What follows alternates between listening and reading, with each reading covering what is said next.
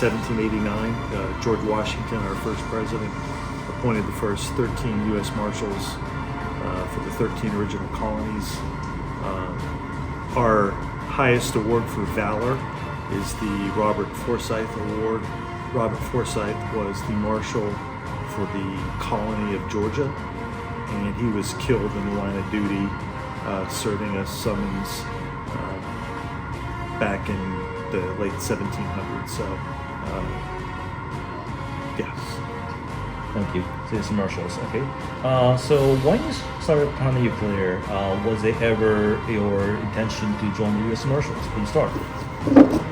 I was in college, and there was a program at the time called co-op program, and I worked in a marshal's office for 2 semesters, my senior year and junior year of college, and at the end I was non-competitively hired.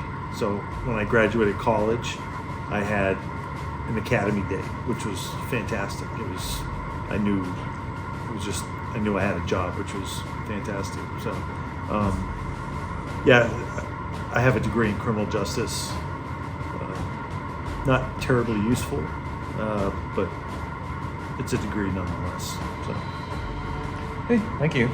So before you joined the U.S. Marshals, did you have like any, conception about it? Like, what did you think about the agency before you joined? Honestly, I had really no clue. I knew it was a really good opportunity to learn about a law enforcement agency, a federal law enforcement agency, and being able to have the assurance that you would have a job when you graduated college was pretty fantastic. So I was very fortunate to have a job offer and then make it through our academy, which was no small feat. So that's I graduated in 1993, I believe. So, thank you. So, when you actually joined the agency, after training, what did you think about your job? So, it's funny. Like, there's a perception of, hey, you're going to be out locking up bad guys left and right. You're going to be kicking in doors. But we have very mundane tasks of transporting prisoners and sitting in court with prisoners, which is mind-numbingly boring. So you leave the academy full of, hey, I'm going to be out, knocking down doors, locking up bad guys, when in fact, hey, take this bad guy to court and sit behind him for 2 hours for a court hearing. So, yeah. Thank you. So I'm sure your training you received was pretty, extensive. Could you tell us some stories from the training period you had? So, the first, I think 16 weeks is what we call the criminal investigator training program, and that's common to all U.S. federal criminal investigators. So it's a common curriculum that we all share. And at the completion of that, you go on to agency-specific training. So I did the CITP at the Federal Law Enforcement Training Center, and then you roll right into our basic Deputy U.S. Marshal course, which is, very intense. They do a fantastic job of preparing young men and women for, the reality of being a Deputy U.S. Marshal. Okay, thank you. So, a few more things. Let's start with the weapons you have used in your duty. Oh. Could you, explain some of them, some of the weapons you have used on duty? So it's kind of funny. When I left the academy in 1992, we were issued a Ruger GP100 357 Magnum revolver, and we carried that through training, and we shot it through training, and it was a phenomenal handgun. But in 1993, it was a bit obsolete. But the powers that be, just wasn't. That was the weapon we trained on. But when we got to our office, we could pretty much carry whatever we wanted, with a few exceptions. They wouldn't allow like single action pistols like Browning high powers or 1911s. You couldn't carry a Model 29 44 Magnum, but you could carry, at the time it was Beretta, SIG, not so much Glock because they were kind of new on the block, no pun intended.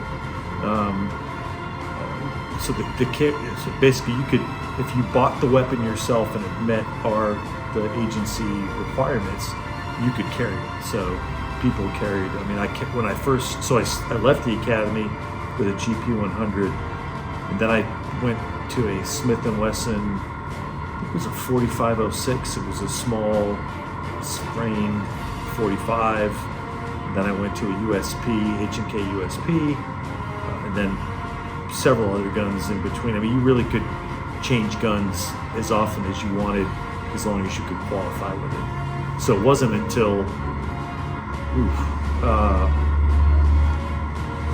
I can't remember the year, but there was a year where they said, okay, we're doing away with the personal owned weapons. We're going to issue a Glock 22. And we were issued Glock 22s, which is funny because that's a full-size pistol.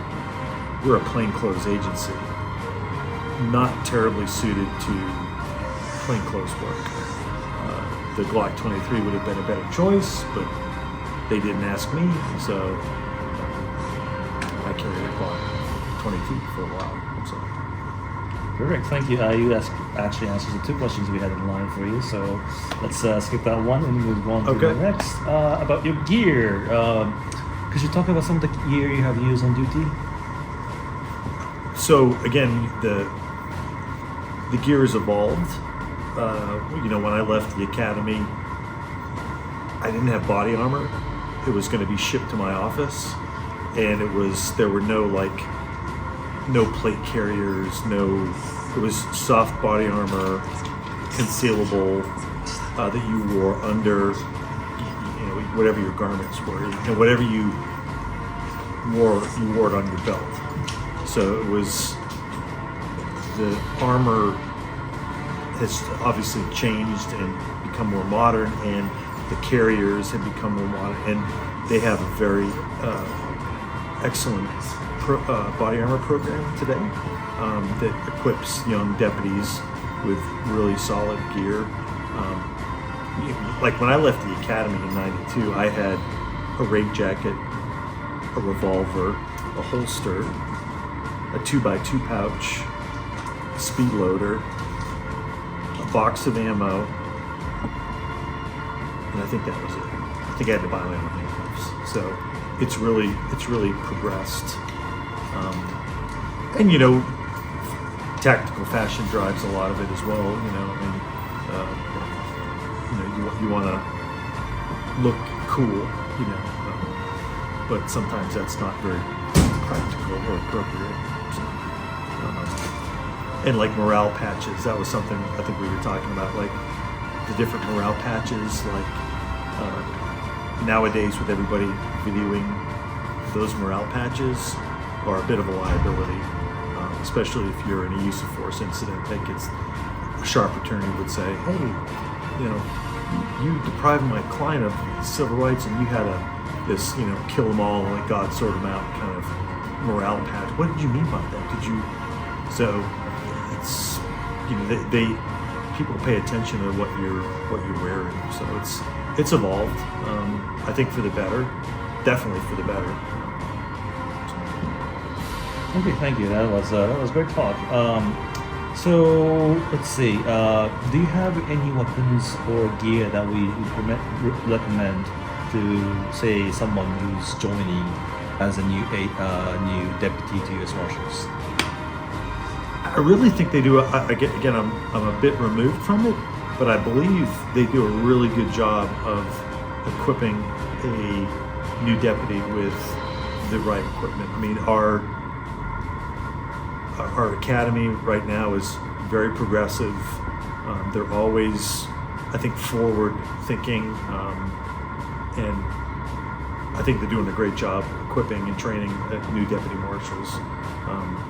Obviously a good flashlight, but the simple pen and pad, like taking notes, is so important. The pen is mightier than the sword, so a good pen and a good notebook is always a good thing to have on you.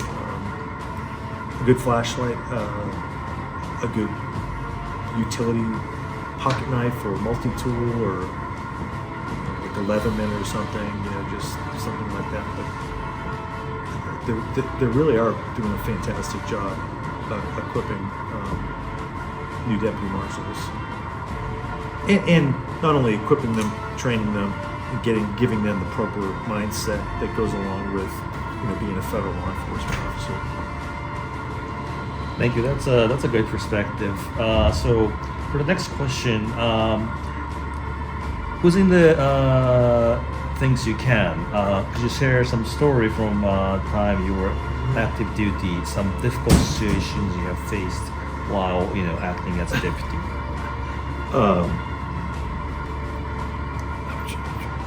I think the first time I deployed my taser was pretty epic. We were chasing a fugitive, and we had figured out he was in a public housing complex, that it was a block of buildings that shared a common front porch roof type thing, and we knew the bad guy was in there, so myself and my partner went in up the stairs, and he had jumped out the window and was on this kind of roof system that kind of overhang, and he wouldn't comply, and so I tased him, and it was the classic, you tase somebody, then he starts rolling down the roof there. I was like, oh shit. But there was like 20 cops down there that casually or carefully helped him to the ground. But that was pretty epic. That was my first and only taser deployment, but use of force situations like that get reviewed by our internal affairs, and they look at it to determine, was it an appropriate use of force? And it was. So that was pretty epic. I think I still have the cartridge or the little barbs or something as a souvenir. So. Okay, thank you. That story is really interesting. Yeah. So next, so you saw all the gear collectors in Japan. Yep. What did you think about them? I being a gear guy myself, I appreciate their attention to detail, and their devotion to promoting a positive image of whatever law enforcement agency. Clearly you could not do this in the United States, but I think I think the saying is imitation is the sincerest form of flattery. So I think it's great, and just again their attention to detail in terms of wanting to know every button and snap and badge and pouch is pretty amazing. And the fact that we're here in a shopping mall at 2:00 in the morning, is and it's good camaraderie. You establish friendships and brotherhoods and sisterhoods, and it's just a good way to develop community, I guess. Great, thank you. We're glad to hear something like that from you. So as we wrap up, could you have a little message for Gon, our host for this little thing? Yeah,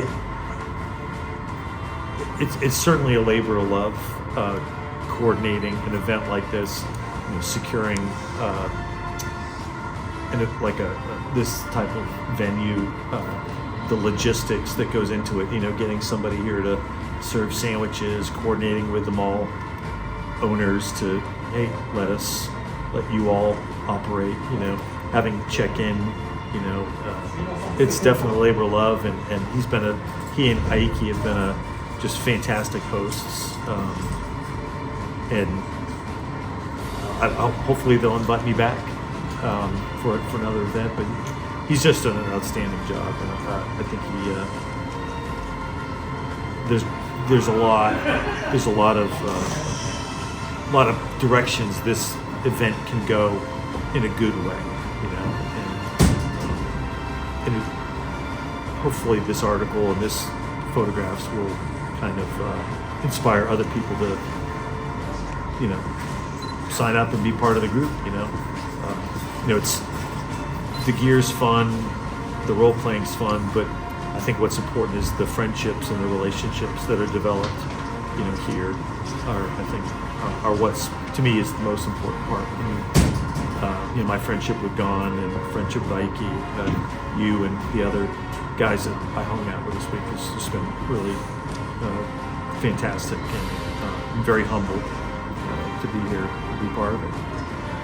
Thank you. It was such a pleasure to have you here and talk to you today. So thank you very much. And I guess I would just say that I'm retired, so my what we talked about is by no means like an official endorsement of anything. It's just me being here as a private citizen, with 30 years of law enforcement experience, with other people that enjoy as well. So. Understood. Thank Yeah. you.